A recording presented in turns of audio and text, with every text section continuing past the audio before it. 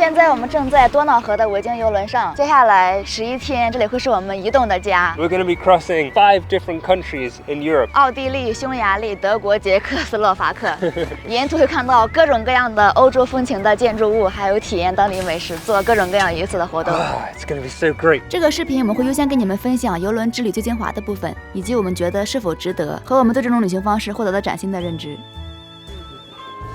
在坐这个游轮之前，我对游轮这个理解其实是有一个误区的。坐了之后呢，我有一些非常新的发现。比如第一点，我就以为坐游轮会不会太无聊了呀？在船上干嘛？是不是只看水，待在房间里面？ It's not at all. There's so much planned every day. We've done so many events and stuff. 下午茶、鸡尾酒会、当地民俗表演等等，反正各种给你安排起来。 Some days we'll be on the bus, some days we'll be mostly on the ship, other days we'll be mostly off the ship.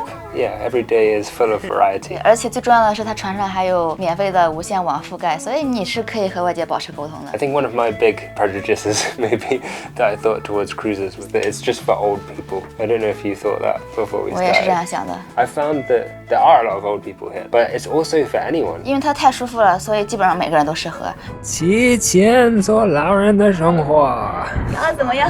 聊得挺好的。只要你想要这种舒服的旅行方式。 I guess what I mean really is I'm surprised how much it suited me, even though I'm not old.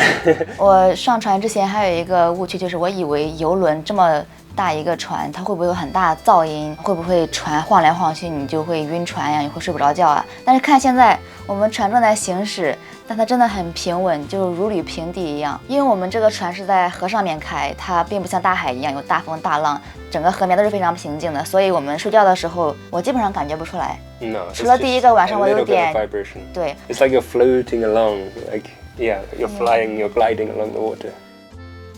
As soon as you get there, you're right in the best location of the city. The river is always the central part of the city. 对，而且我们来之前，特别是我们两个会担心会不会跟团会失去一些自由啊。但是其实它是有一个很灵活的自由选择空间的。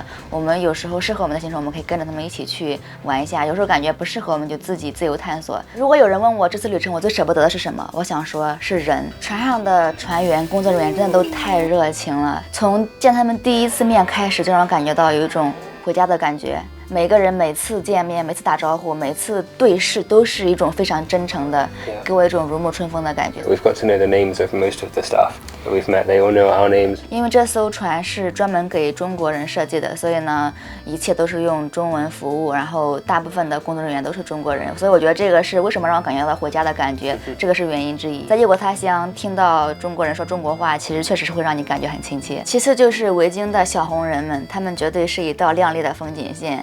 每次出去玩的时候，他们会带我们去寻找有意思的地方，带我们吃喝玩乐，有什么问题都可以找他们，第一时间帮你搞定，帮你解决，好好享受我们的旅途就好了，剩下的全部交给他们来做。 Prost! On the trips that we're going out on with the Xiaohongren are the towns, the cities, the villages on the Danube. It's the first time we've ever explicitly gone to a place to explore a river, right? We've never done that before. 对，所有的地方都是由这条河连接起来的。 Yeah, the water is the main feature that brings them alive. 这种欧式风情就是可以像一幅长画一样，就是铺在你面前，展示的淋漓尽致。 Yeah. It's coming from England. It is Europe, but we don't have the architecture like they have here. So being able to experience that and see that has been really cool. And it's definitely one of the things that stands out for me from the trips and stuff that we've done is just seeing these huge cathedrals and huge buildings pop out of nowhere. You're in a nice place and then you come back to your boat and you're in the river and then you go to another nice place. You know, it's just like all beautiful the whole time. 反正对我来说，开启欧洲大门是一个很好的开始。你觉得最让你印象深刻的地方或者人有哪些？ I think Budapest definitely. Like Budapest really stands out just because of the amount of impressive buildings 太冲击 that are 了。 there. Yeah. 就是视觉方面，就是所有的方面都感觉对我来说是一个冲击。Budapest is amazing. But Dernstein I also really loved. I think it's more of a place that we would choose to stay in. 我很喜欢捷克的 CK 小镇，有很多可爱的三角形的小房子，我觉得那种地方我就愿意在那边住。有一点我不得不提，那就是他们的吃的。